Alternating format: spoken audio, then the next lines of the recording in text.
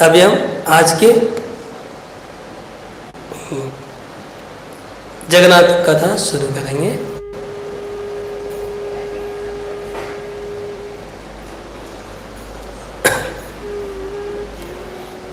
जगन्नाथ जी हमारे इस्कॉन के लिए बहुत ही विशेष भूमिका है। जगन्नाथ जी की श्रील प्रभुपाद जी बचपन में जगन्नाथ रथ यात्रा किए थे और प्रभुपाद जी पहले व्यक्ति हैं जो कि जगन्नाथ रथ यात्रा को पूरे विश्व में लेके गए हैं। प्रभुपाद जी ने सबसे पहले अमेरिका में सैन फ्रांसिस्को में रथ यात्रा निकाला और इतना सक्सेस हुआ तो पेरिस, लंदन, एक के बाद एक सब सिटी में प्रभुपाद ने रथ यात्रा निकाल दिया। तो प्रभुपाद को मंदिर निर्माण के साथ साथ रथ यात्रा भी प्रभुपाद का बहुत एक इम्पोर्टेंट प्रोग्राम था। प्रभुपाद जी ने सब विश्व में जगन्नाथ की रथ यात्रा निकाली और इस्कॉन के प्राय बहुत मंदिरों में जगन्नाथ के विग्रह भी हैं।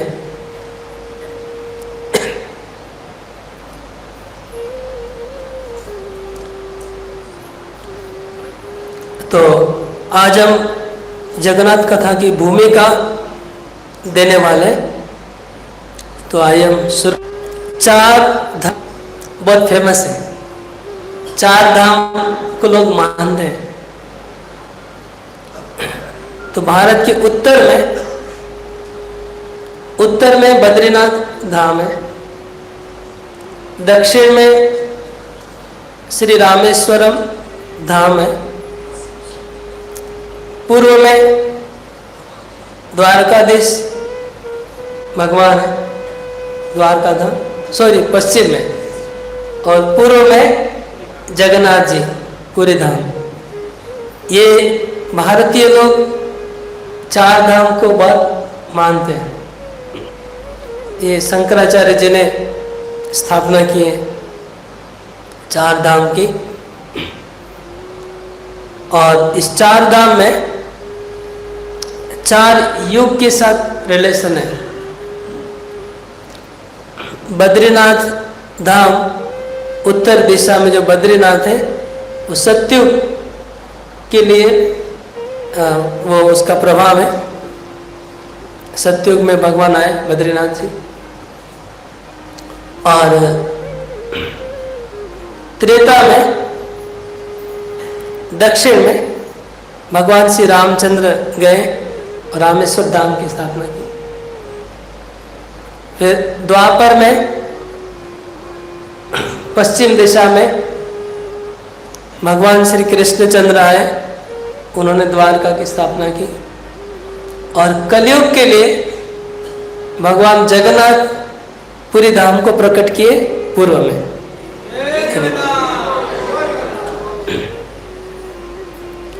इसलिए जगन्नाथ इन चारों धाम में से हमारे लिए जगन्नाथ जी ज़्यादा महत्वपूर्ण है। क्यों? उसका बहुत सारा कारण है। पहला कारण है कि कलयुग के लिए ये जगन्नाथ भगवान प्रकट हुए। हम लोग कलयुग में हैं तो हमारे लिए जगन्नाथ जी प्रकट हुए। दूसरा,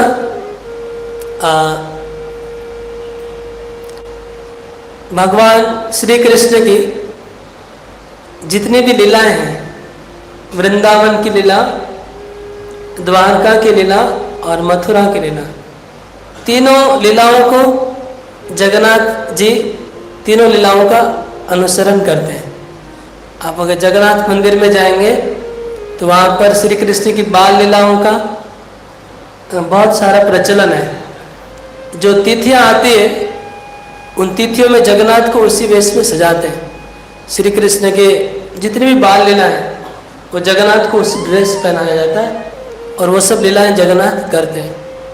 मथुरा की लीला भी जगन्नाथ जी करते हैं और द्वारका भी लीला जगन्नाथ जी करते हैं। तो जगन्नाथ जी हमारे भगवान कृष्ण की तीनों धाम की लीलाओं को प्रदर्शन करते हैं। और हमारे लिए जगन्नाथ जी बहुत स्पेशल है, क्योंकि चैतन्य महाप्रभु ने अपना आधा जीवन पूरी में बिताया। अपना आधा जीवन तो नवद्वीप में बिताया, तो उनका जन्म स्थान है, लेकिन बाकी का आधा जीवन पृथ्वी में कहीं पर भी बिता सकते थे, चाहे वृंदावन में हो, चाहे बद्रीनाथ में हो, लेकिन उन्होंने कहाँ बिताया आधा जीवन? पूरी में। तो और वो भी जगन्नाथ जी के साथ उन्होंने अपना समय बिताया, आधा जीवन पूरा। तो इसलिए भी जगन्नाथ जी हमारे लिए बहुत विशेष है हमारे लिए। और जगन्नाथ का तत्व मैं आज नहीं बताऊंगा, आगे चल के बताऊं, क्योंकि बहुत डीप है। जगन्नाथ का जो तत्व है बहुत डीप है। पहला दिन समझ में नहीं आएगा, कुछ लीलाएं सुनेंगे, थोड़ी श्रद्धा बढ़ेगी जगन्नाथ के प्रति, तब बताऊंगा तो समझ में आएगा। तो जगन्नाथ का जो तत्व है इतना डीप है, इतना डीप है कि हमारे गौड़ीय वैष्णव का अगर अल्टीमेट कुछ अगर है, अल्टीमेट अगर कुछ प्राप्त करना है, तो वो जाके जगन्नाथ जी के रूप में समाप्त होता है, वो अल्टीमेट ट्रुथ। हरि बोल क्यों नहीं बोल रहे हैं? कोई पॉइंट अच्छा लगेगा तो हरि बोल बोलेगा, कहीं पर कोई इंटरेस्टिंग पॉइंट आएगा तो हमको उत्साह मिलेगा। तो ये डीप तत्व हम आगे चल के चर्चा करेंगे कि गौड़ीय वैष्णव का जो सिद्धांत है, उसका जो सबसे ऊंचा सिद्धांत है, वो जगन्नाथ में प्रकट हुआ है। वो सिद्धांत ऐसे ही चैतन्य महाप्रभु अपना जीवन वहां नहीं बिताए, आधा जीवन। जगन्नाथ जी को सब लोग मानते हैं, मतलब जगन्नाथ जी को सब लोग मानते हैं, सब लोग श्रद्धा करते हैं, पूजा करते हैं, और सब लोग अपने हिसाब से करते हैं। जो लोग विष्णु के, नारायण के भक्त हैं, वो जगन्नाथ जी को जाके देखते हैं, नारायण ही समझते हैं और उनको पूजा करते हैं। जो श्री रामचंद्र के भक्त हैं, वो जगन्नाथ को जाके श्री राम के रूप में देखते हैं। उनको लगता है कि राम है, ये लक्ष्मण है, और सुभद्रा मैया उनकी बहन है। तो इस तरह से, और जो इवन बुद्धिस्ट लोग जगन्नाथ को देख सोचते कि हमारे बुद्ध हैं।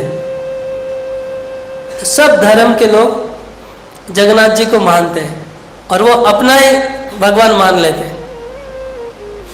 जगन्नाथ ने ऐसा रूप प्रकट किया है कि सब लोग को उनके भगवान जगन्नाथ में दिख जाते हैं। और जो लोग मायावादी है, निर्विशेषवादी, वो लोग भी जगन्नाथ को वेलकम करते हैं, क्योंकि जगन्नाथ ने हाथ और पांव प्रकट नहीं किया है। तो वो लोग मायावादी लोग शास्त्र में बोलते हैं भगवान के हाथ नहीं है, भगवान के पांव नहीं है, तो देखिए यही है भगवान यही जगन्नाथ है हमारे भगवान, वही। तो मायावादी लोग का भी वहां पर काम हो जाता है।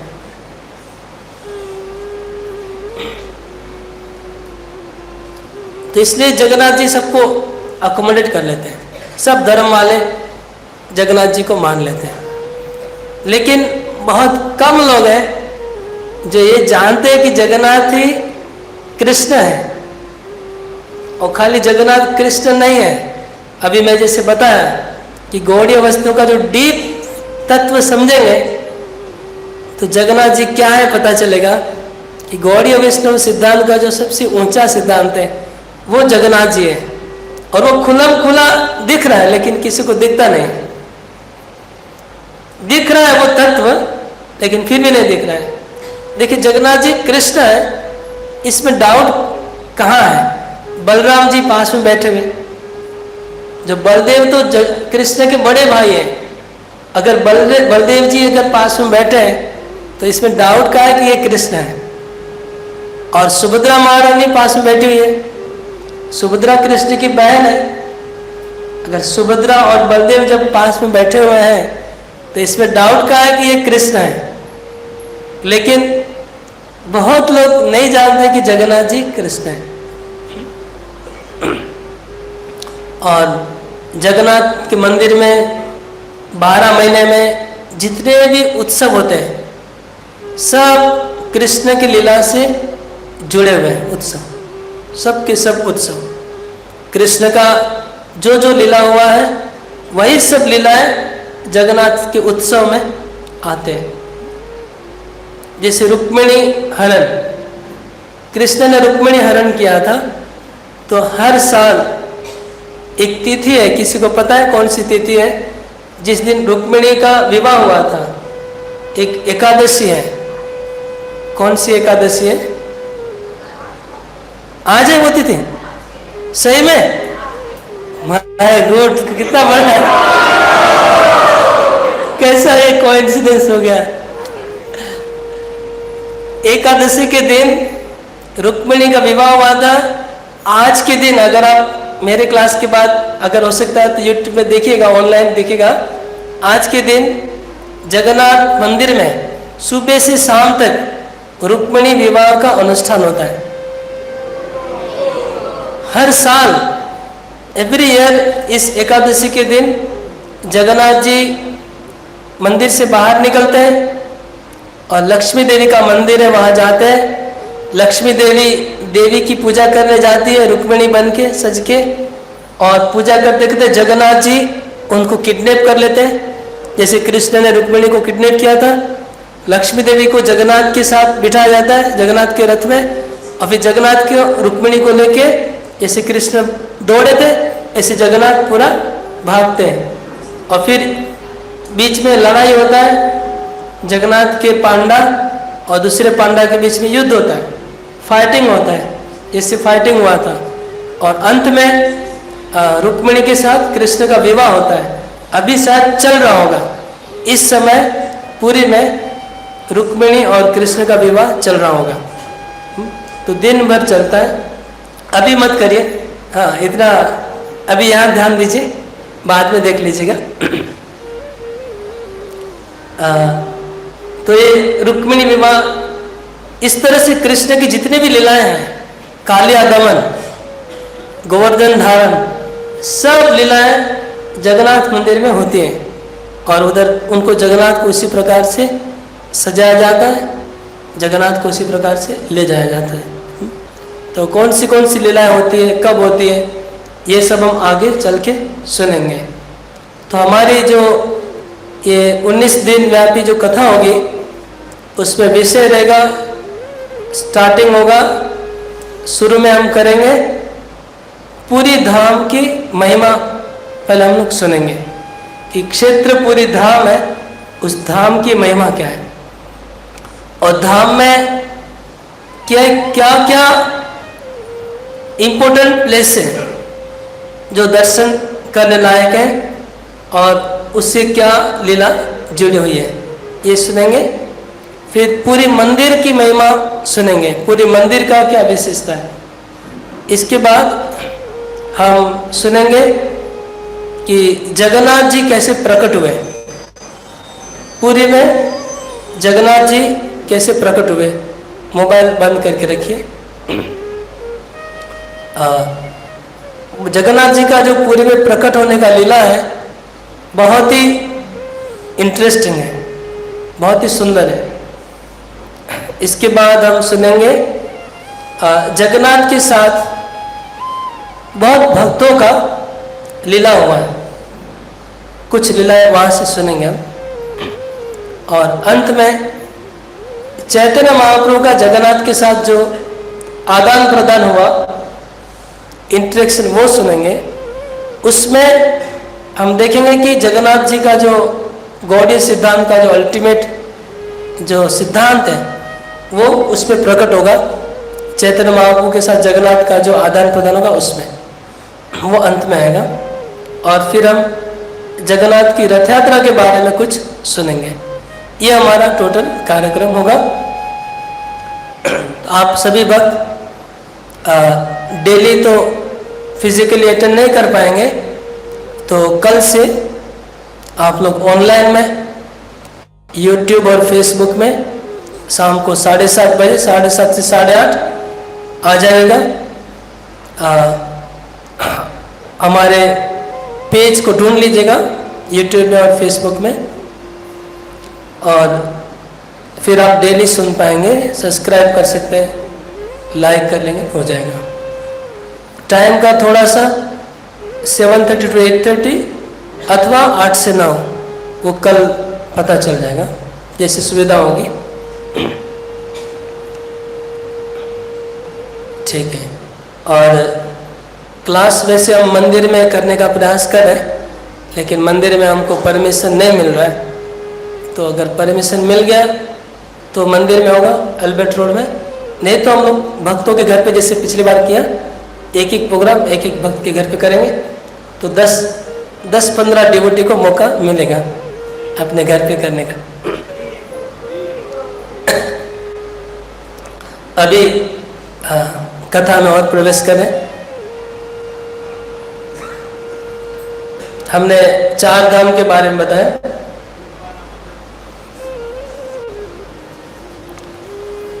जगन्नाथ की कथा, जगन्नाथ की महिमा पुराणों में बुरी पूरा भरी हुई है।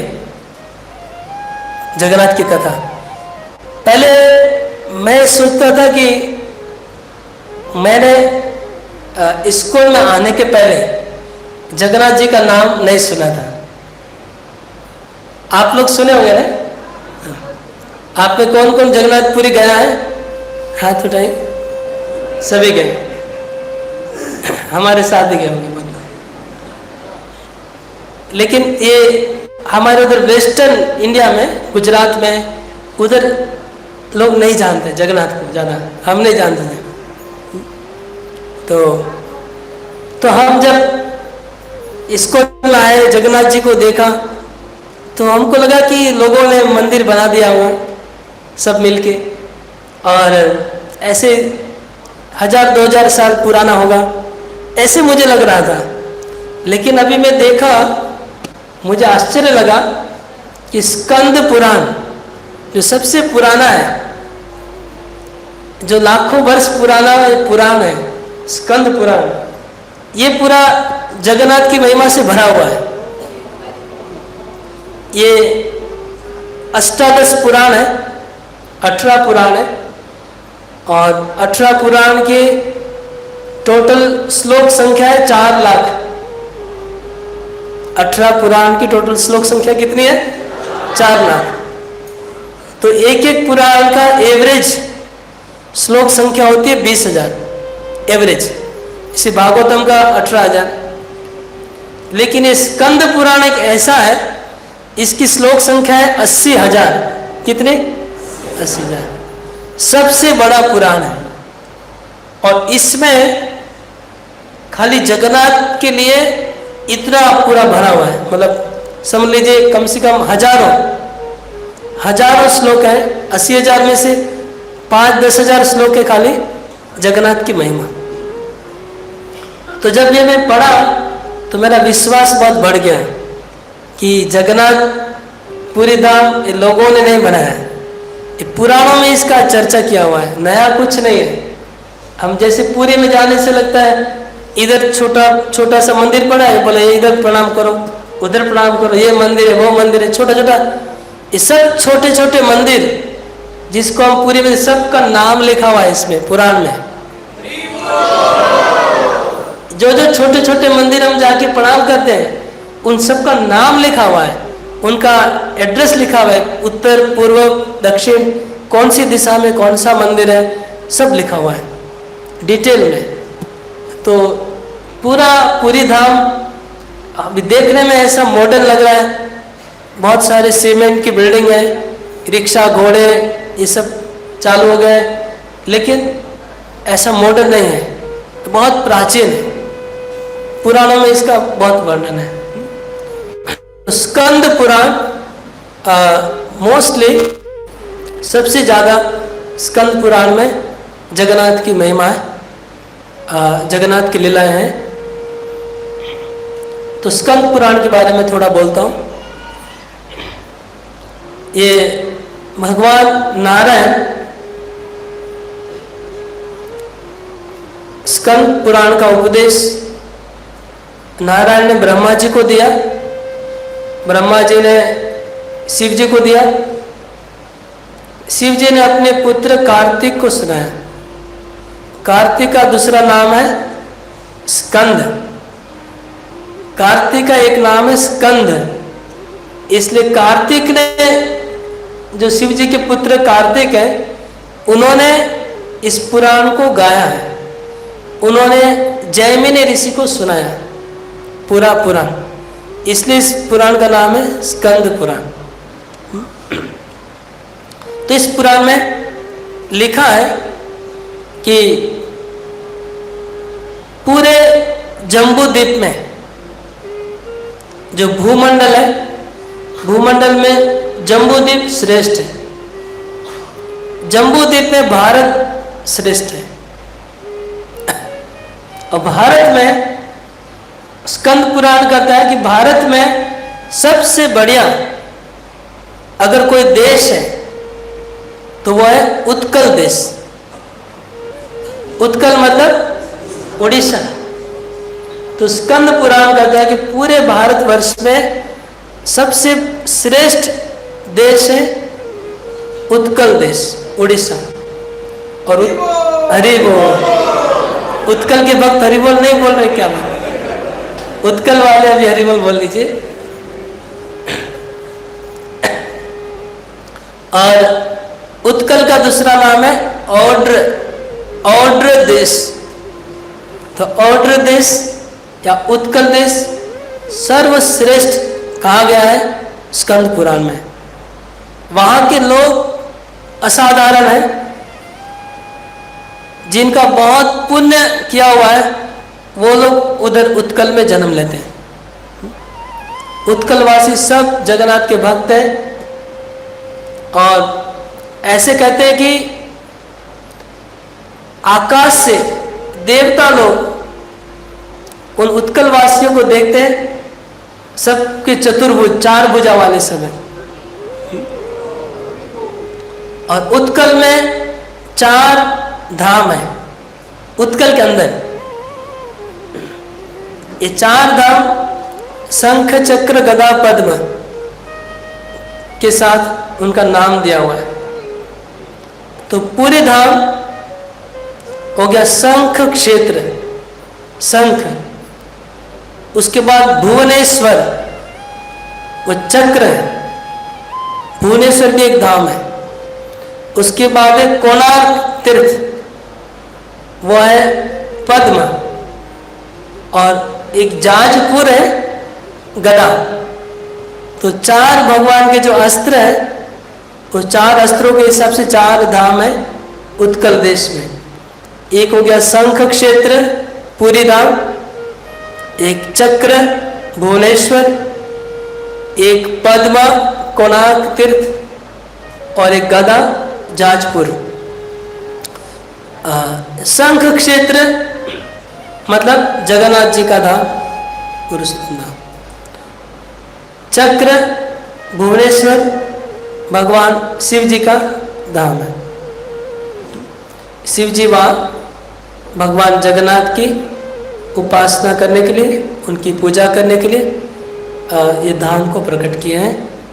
और कोणार्क तीर्थ भगवान सूर्य देव का मंदिर है। 12 आदित्य का मंदिर है। वहाँ सूर्य को 1000 सूर्य की किरणें उसमें है, सूर्य देव का मूर्ति है। और भगवान पुरुषोत्तम जगन्नाथ का ध्यान करने के लिए सूर्यदेव वहाँ पर बैठे हुए हैं। और जाजपुर गदा क्षेत्र है। जाजपुर है भगवान वराह देव का क्षेत्र है, वराह क्षेत्र। और विरजा देवी, तो विरजा देवी और वराह देव इनका धाम है जाजपुर। आप में से जाजपुर कोई गया है? हाथ उठाइए। जाजपुर कौन कौन गया? हरिपुर। हाँ, जाजपुर मैं गया हूँ कि नहीं मुझे याद नहीं। एक बार मैं गया था गौरांग प्रेम स्वामी के साथ, वराह क्षेत्र में गया हूँ।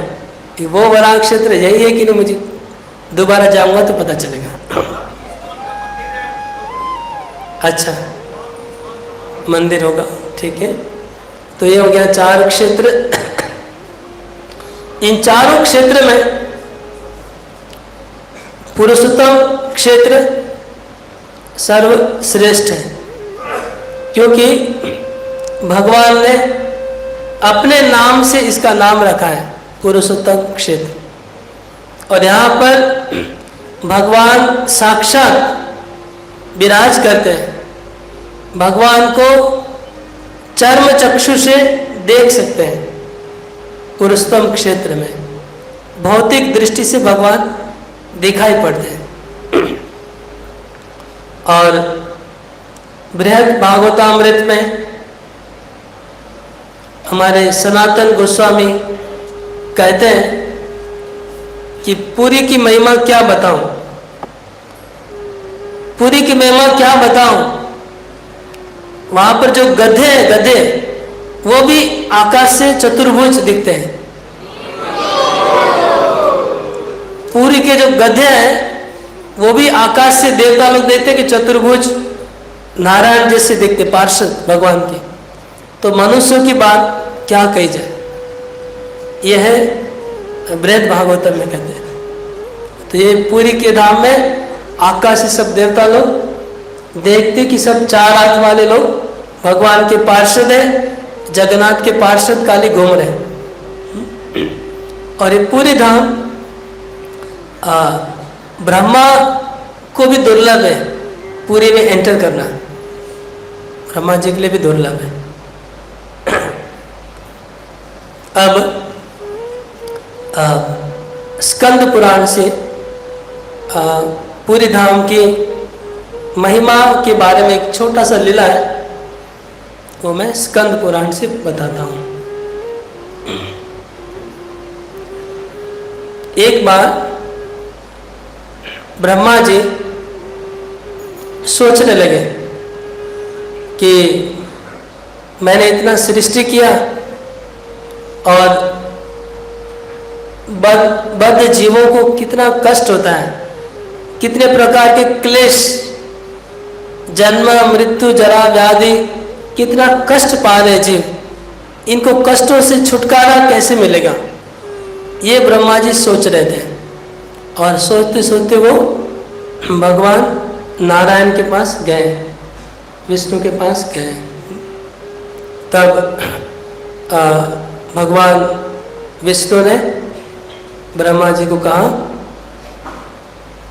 कि ब्रह्मा जी, आपका दुख मैं समझ रहा हूँ, आपका प्रॉब्लम मुझे पता है। आप जम्बूद्वीप में, भारतवर्ष में, उत्कल देश में पुरुषोत्तम क्षेत्र में जाइए। वहाँ पर मैंने अपना रूप को प्रकाश किया है। आप लवण समुद्र के उत्तर में महानदी के किनारे पे एक शंख आकार का क्षेत्र देखिएगा। वो शंख आकार का जो क्षेत्र है वो मेरा पुरुषोत्तम धाम है। तो ये जो पुरी है उसका जो शेप है वो शंख के आकार का है, इसलिए उसका नाम है शंख क्षेत्र। तो भगवान ने कहा कि आप लवण समुद्र के उत्तर किनारे जाइए। उत्तर में एक क्षेत्र है जिसको दूसरी तरफ से महानदी ने घेर के रखा है। तो एक तरफ महानदी, एक तरफ लवण समुद्र, बीच का जो एरिया है वह है मेरा पुरुषोत्तम क्षेत्र। और वहां पर आप जाएंगे तो आपको एक अक्षय वट दिखेगा। वो अक्षय वट विशाल है, विशाल अक्षय वट है जो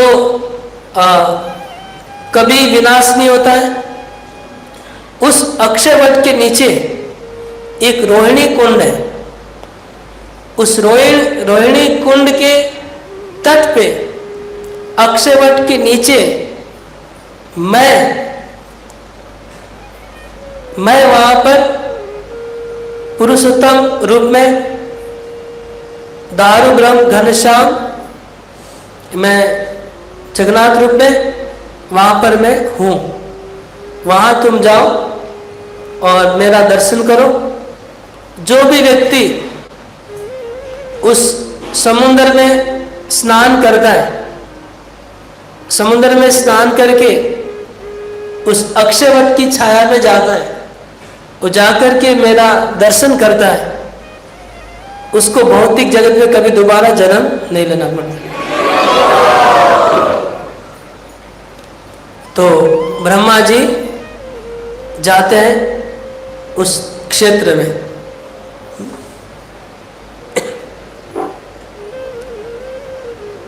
ब्रह्मा जी पहुंच गए समुद्र के किनारे। वो क्षेत्र था महानदी के तट पे। उन्होंने विशाल एक वृक्ष देखा, वट वृक्ष, और वट वृक्ष के नीचे रोहिणी कुंड था। वो रोहिणी कुंड को देखा और ब्रह्मा जी खड़े थे। तो एक अद्भुत घटना घट गई। उन्होंने अक्षयवट को देखा, रोहिणी कुंड को देखा और भगवान नील माधव को देखा। वो मैं बोलना भूल गया, वो नाम याद नहीं आ रहा था। तो भगवान ने कहा वो अक्षयवट है, वो रोहिणी कुंड है और मैं नील माधव के रूप में वहां पर प्रकट हूं। तो भगवान नील माधव के रूप में वहां पर थे। उनको ब्रह्मा जी ने दर्शन किया और दर्शन करके खड़े थे।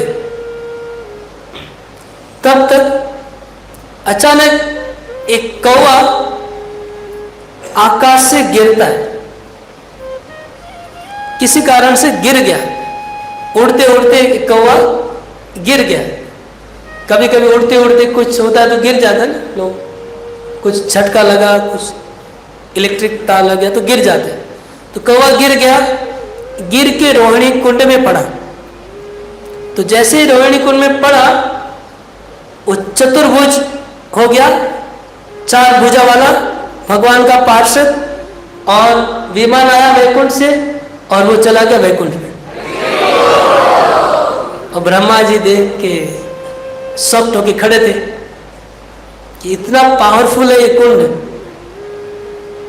उड़ता उड़ता कौवा गिरा और सीधा ऊपर, नीचे गिरा कौवा सीधा ऊपर चला गया। तब तक क्या हुआ, यमराज जी भागते भागते आए।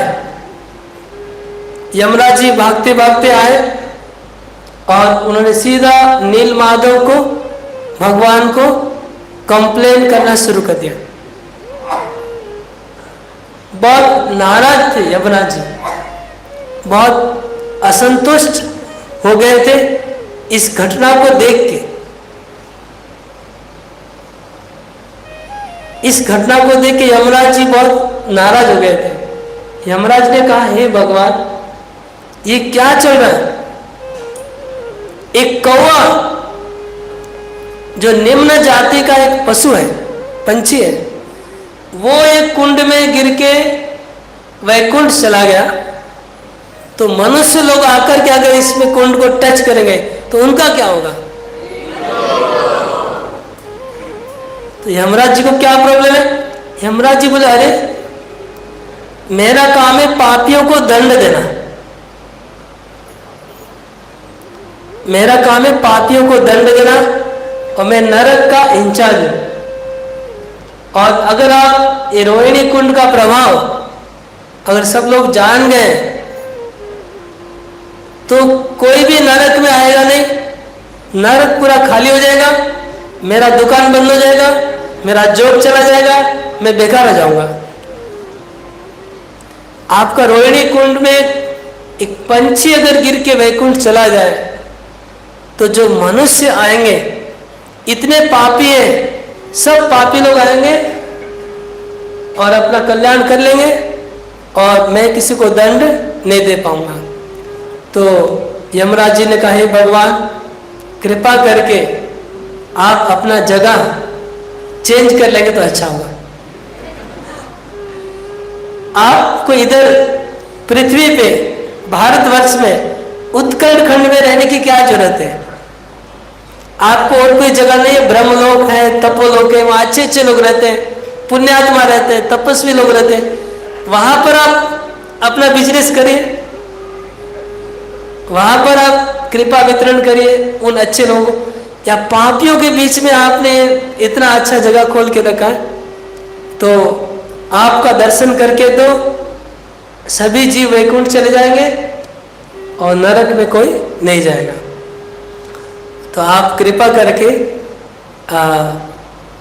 यहाँ पर आप रहते हैं तो हम लोग को काम करने में दिक्कत होगा, हम किसी को दंड नहीं दे पाएंगे, किसी को पनिश नहीं कर पाएंगे। इतना इतना बड़ा चौपड़ी खाता लिख के रखा है, मेहनत किया तो देखेंगे कोई पानी में गिर गया, खत्म, सब चौपड़ी डिलीट हो जाएगा, सब मेहनत बेकार हो जाएगा। तो भगवान विष्णु ने वहां पर भगवान विष्णु प्रकट हो गए और विष्णु ने लक्ष्मी देवी को कहा इशारा से कि तुम्हें यमराज को कुछ बोलो, मैं नहीं बोलना चाहता हूं। तो लक्ष्मी जी ने कहा कि बेटा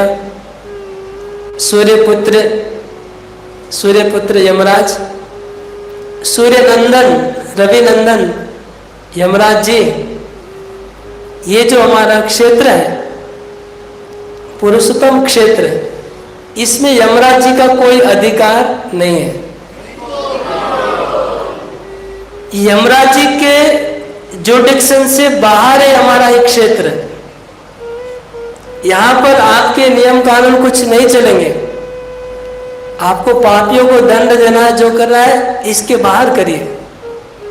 ये तो हमारा धाम है, ये हमारा धाम है, हमारा पुरुषोत्तम धाम है। यहाँ पर जितने भी जीव हैं, मनुष्य, पशु, पंछी, उनका सब जिम्मेवारी हमारा है। अगर वो क्या पुण्य करते पाप करते वो सब हम देखेंगे, आपको नहीं देखना है। आप अपनी जगह रहिए, वहां पर पाप पुण्य का विचार करिए। इसलिए आप सोचते कि हम लोग ये जगह छोड़ के चले जाएंगे, ये कभी नहीं होगा। हम उत्कल छोड़ के और ये पुरुषोत्तम धाम छोड़ के कहीं नहीं जाएंगे, हम लोग इधर ही रहेंगे। आपको बाहर जाना होगा, आप यमराज को यहाँ एंट्री नहीं है, यमराज हमारे धाम से बाहर रहेगा।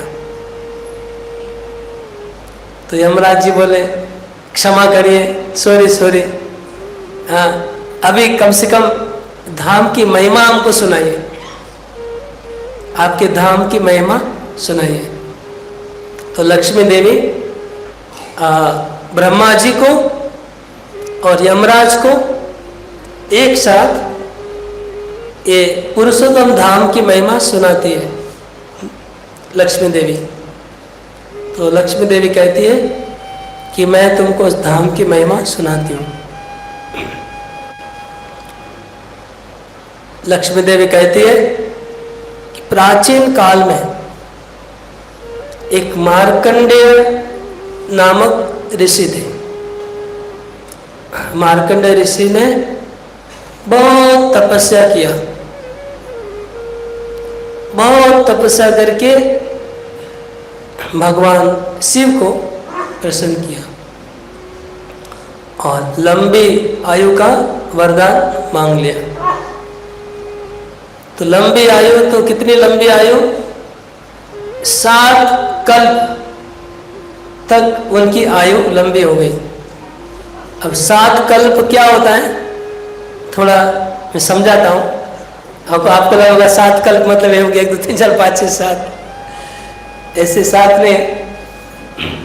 ये 7 कल्प कैसे होते हैं? एक कल्प मतलब ब्रह्मा जी का 1 दिन, तो ब्रह्मा जी के 7 दिन तक मार्कंडेय ऋषि जिएंगे।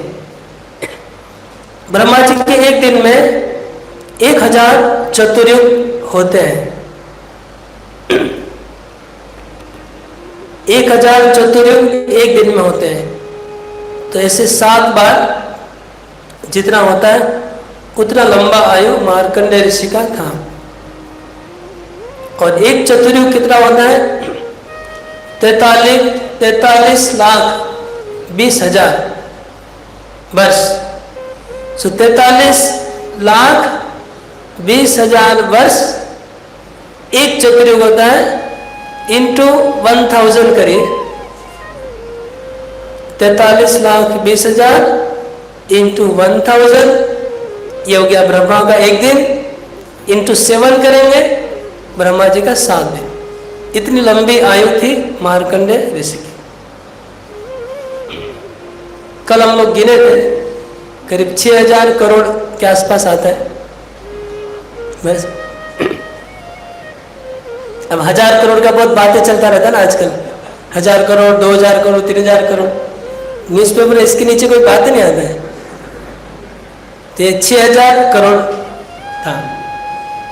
इजी बड़े बड़े फिगर सब लोग बोलना सीख गए अभी, पहले करोड़ की बात जल्दी होती नहीं थी। तो 6000 करोड़ वर्ष जी रहे थे मार्कंडेय ऋषि। लेकिन पहले तो बहुत खुशी हो गए, इतनी लंबी आयु, मरेंगे नहीं। लेकिन जब प्रलय आया तो बहुत परेशान हो गए। पूरा पृथ्वी पानी में डूब गया, कहीं रहने की जगह नहीं, और पानी ऊपर बढ़ने लगा। इतना पानी कि पूरा तीनों लोग पानी में डूब रहा है, और मार्कंडेय ऋषि पानी में तैरने लगे, फ्लोटिंग। फ्लोट का हिंदी में कोई शब्द नहीं मिल रहा है। तैरना तो मतलब अलग है, फ्लोट स्विमिंग, फ्लोट करना, तैर नहीं रहे थे, बह रहे थे, बहने लगे पानी में। मार्कंडेय ऋषि बहने लगे, और फिर क्या हुआ, उस समुद्र में, प्रलय सागर में उत्ताल तरंग उठ रहे थे। उत्ताल तरंग में मार्कंडेय ऋषि को उछाल के आकाश में ले गए, फिर जोर से नीचे गिराए, और मार्कंडेय ऋषि का हड्डी पसली पूरा टूट जा रहा था, और वो सेंसलेस हो जा रहे थे। बार बार उसको पानी उछाल रहा था, फिर नीचे एकदम समुद्र में ले जाता था, ऐसे उछाल को दो रहा था। तो बेचारे बहुत परेशान हो गए, हे भगवान, मैंने क्या आशीर्वाद दे दिया, इतना लंबी आयु, तो इतना दिन परेशान होना पड़ेगा। ऐसे बहते बहते बहते बहते जा रहे थे, कभी चेतन आ रहा था, कभी अचेतन हो जा रहे थे। जाते जाते उनको एक प्रलय सागर के बीच में एक द्वीप, आइलैंड दिखाई पड़ा, जो समुद्र से ऊंचा उठा हुआ था, और उनके चारों तरफ श्वेत बालुका थी, और उस द्वीप के ऊपर विशाल वटवृक्ष था, बहुत बड़ा वटवृक्ष। और मार्कंडेय ऋषि सोचने लगे कि प्रलय सागर में सब कुछ डूब गया, और ये कहाँ से आइलैंड द्वीप आ गया, और इतना बड़ा वटवृक्ष कहाँ से आ गया? कोई भगवान की माया है, कोई चमत्कार, भरोसा क्या है, यहाँ पर कैसे कोई चीज आ सकती है? तो उनको डर लग रहा था, संकोच लग रहा था। तब वो वृक्ष के ऊपर से आवाज आया, और मार्कंडेय बेटा मार्कंडे इधर आओ, मार्कंडे इधर आओ, मैं तुमको बुला रहा हूं, इधर आओ, ऐसे आवाज आया। तो मार्कंडे ने देखा कि उस वट वृक्ष के ऊपर एक पत्ते के ऊपर बाल मुकुंद भगवान श्री कृष्ण, बाल मुकुंद कृष्ण वट वृक्ष के पत्ते के ऊपर छोटा सा नन्हा सा बालक के रूप में अपने खुद के पांव को, अंगूठे को मुंह में डाल के चबा रहे थे। और हरे बोल, यही वो बाल मुकुंद है। तो पत्ते के ऊपर बाल मुकुंद सोए हुए और अपने अंगूठे को चूस रहे, और वो तिरछी नजर से मार्कंडेय को पुकार रहे हैं कि मार्कंडेय आ जाओ, मार्कंडेय आ जाओ, मैं तुमको पुकार रहा हूं, इधर आओ। तो मार्कंडेय ने उस बच्चे की तरफ देखा और सरप्राइज लगा। कितना आश्चर्य है! पहला आश्चर्य है कि सब कुछ प्रलय में डूब गया, उसके अंदर एक आइलैंड आ गई। दूसरा आश्चर्य है कि पेड़ के पत्ते के ऊपर एक बच्चा कैसे सो सकता है, तो पत्ता तो गिर जाएगा। पत्ते के ऊपर एक बालक सो रहा है, वो भी साक्षात भगवान है, और वो अपने अंगूठे को मुंह में डाल के, मतलब पूरा बचपना है, बच्चे के अलावा कौन ऐसा करेगा। तो जब मार्कंडेय ऋषि पास में जाते हैं, हाथ जोड़ करते हैं, तो उस बच्चे ने जोर से श्वास लिया। श्वास लिया तो मार्कंडेय श्वास के साथ उसके मुंह में घुस गया, मार्कंडेय को पूरा खींच लिया, और मार्कंडेय ऋषि उस बच्चे के पेट के अंदर चले गए। और पेट में जाके देखा, उनके पेट में पूरा ब्रह्मांड, 14 भुवन, उसमें भूमंडल है, भूमंडल के अंदर जम्बू द्वीप है, 8 द्वीप दिख रहे हैं, 7 द्वीप, 7 द्वीप में जम्बू द्वीप दिखाई पड़ा। फिर उसमें जम्बू द्वीप में 9 वर्ष दिखाई पड़े, उसमें भारतवर्ष दिखाई पड़ा, उसमें उत्कल खंड दिखाई पड़ा, उसमें पुरुषोत्तम क्षेत्र दिखाई पड़ा, और उसमें उनको वो वृक्ष दिखाई पड़ा, वो बालक दिखाई पड़ा, उसके अंदर मार्कंडेय दिखाई पड़ा, उसी पेट के अंदर सब कुछ दिखाई पड़ा। और मार्कंडेय ऋषि पूरा घबरा रहे थे, समझ नहीं रहे क्या हो रहा था। तो पूरे पेट में वो घूम रहे थे, लेकिन वो पेट एंडलेस था, उस पेट का सीमाना नहीं था, कहीं खत्म नहीं होना था। तो मार्कंडेय ऋषि का दिमाग घूम रहा था, तो भगवान ने अपना जो श्वास था बाहर छोड़ा। जैसे ही श्वास बाहर छोड़ा, मार्कंडेय फिर बाहर आके गिर गया। और फिर मार्कंडेय हाथ जोड़ा और भगवान को प्रार्थना करने लगा कि हे भगवान, आप कौन है, आप अपना परिचय दीजिए, और आप ये क्यों लीला कर रहे हैं, कैसी लीला कर रहे हैं, मुझे बताइए। तो भगवान ने कहा कि देखो, तुम जहां पर आए हो ये पुरुषोत्तम क्षेत्र है, और यहाँ पर मैं नील माधव के रूप में रहता हूँ, और पूरा दुनिया प्रलय हो जाता है, लेकिन ये पुरुषोत्तम धाम प्रलय नहीं होता है। और जो भी व्यक्ति समुद्र में स्नान करके इस वट वृक्ष के नीचे नील माधव का दर्शन करता है, तो सब पाप उसके खत्म हो जाते हैं और मोक्ष उसको प्राप्त होता है। और ये जो रोहिणी कुंड है, ये जो रोहिणी कुंड नीचे है, सारा प्रलय का पानी, प्रलय का पूरा पानी ये रोहिणी कुंड में समा जाता है। ये रोहिणी कुंड की इतनी क्षमता है कि प्रलय का पूरा पानी उसमें चला जाता है। और इस रोहिणी कुंड को कोई स्पर्श करता है, कोई नहाता है, तो उसको मोक्ष प्राप्त होता है। फिर उस भगवान ने मार्कंडेय ऋषि को कहा, तो मार्कंडेय ऋषि बोलते हैं कि अच्छा इधर प्रलय नहीं होता है तो मुझे कृपा करके यहाँ रहने दीजिए, मुझे इधर रहने दीजिए, क्योंकि 7 कल्प जीना है, मुश्किल हो जाएगा। तो मार्कंडेय बोले मुझे कृपा करके आपके इस धाम में स्थान दीजिए, मुझे रहने दीजिए। तो भगवान ने बोला जरूर, ये जो वट वृक्ष है देख रहे हो, इस वट वृक्ष के ईशान कोने में तुम अपना कुटिया बना के रहो और तुम शिव जी की पूजा करोगे और शिव जी की कृपा से तुम्हारी मृत्यु नहीं होगी, तुम मृत्यु से बच जाओगे पूरा। और यहाँ पर एक कुंड बनेगा, वो कुंड का नाम होगा मार्कंडेय सरोवर। और फ्यूचर में जितने भी लोग पुरी में आएंगे सब तुमको याद करेंगे कि मार्कंडेय ऋषि यहाँ पर पुरी में आए थे, तुम्हारा नाम का कुंड होगा। और जो शिव जी वहाँ पर तुम जिसकी पूजा करोगे उनका नाम होगा मार्कंडेश्वर।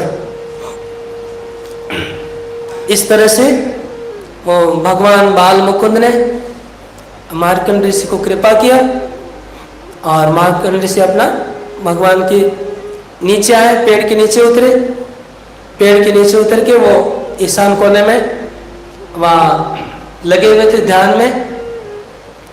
वहाँ शिव जी और पार्वती जी आते हैं, उनको मार्कंडेय ऋषि प्रणाम करते हैं और उनके आशीर्वाद से शिव जी की पूजा शुरू करते हैं मार्कंडेश्वर की। यहाँ पर लक्ष्मी देवी ब्रह्मा और यमराज को कहते हैं कि ये वही धाम है, पूरी धाम जहाँ पर तुम लोग आए हो। तो इस क्षेत्र की महिमा इतनी है कि यहाँ पर देवताओं का दुर्लभ धाम है, ब्रह्मा जी का दुर्लभ है, यमराज का दुर्लभ है। और इस धाम में मैं नित्य निवास करता हूँ, भगवान विष्णु और हम निवास करते हैं नित्य। और फिर ब्रह्मा जी को लक्ष्मी देवी ने कहा कि आगे जाकर के तुम्हारे हाथ से यहाँ बहुत बड़े मंदिर की प्रतिष्ठा होगी, जगन्नाथ जी के मंदिर की। अभी तो भगवान नील माधव के रूप में है, बाद में भगवान जगन्नाथ के रूप में प्रकट होंगे। वो लक्ष्मी देवी ने ब्रह्मा जी को कहा और यमराज को कहा कि आप चले जाइए, यहाँ पर आपका स्थान नहीं है। फिर लक्ष्मी जी आगे कहती है कि इस धाम में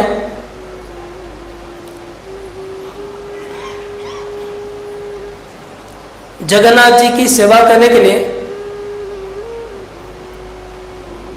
माया देवी, दुर्गा देवी 8 रूपों में जगन्नाथ मंदिर के आसपास विराज करती है। वो 8 नाम है, आप इधर देखेंगे स्क्रीन में, मैं किताब में देखता हूँ।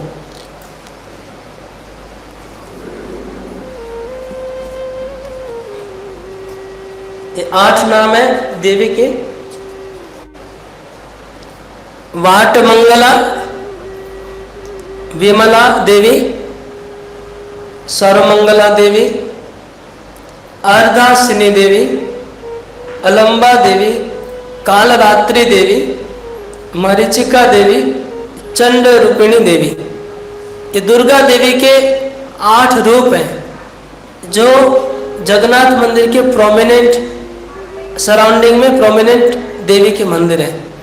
तो ये जो देवी के मंदिर है, अगर आप अभी देखेंगे तो आपको इतना छोटा सा लगेगा और आप उसको नेग्लेक्ट करेंगे देख के कि क्या है, लेकिन ये पुराणों में लिखा हुआ है, ये अनंत काल से सब मंदिर है, लाखों वर्षों से। ये 8 देवी जगन्नाथ की सेवा के लिए प्रकट हुई है, दुर्गा देवी। और उनको देख करके शिव जी भी 8 रूप में प्रकट हुए। तो शिव जी भी जगन्नाथ मंदिर में 8 रूप में 8 जगह विराज करे जगन्नाथ की सेवा करने के लिए। तो शिव जी के 8 रूपों के नाम है कपाल मोचन महादेव, जमेश्वर महादेव, मार्कंडेश्वर महादेव, बिल्वेश्वर महादेव, बटेश्वर महादेव, नीलकंठ महादेव,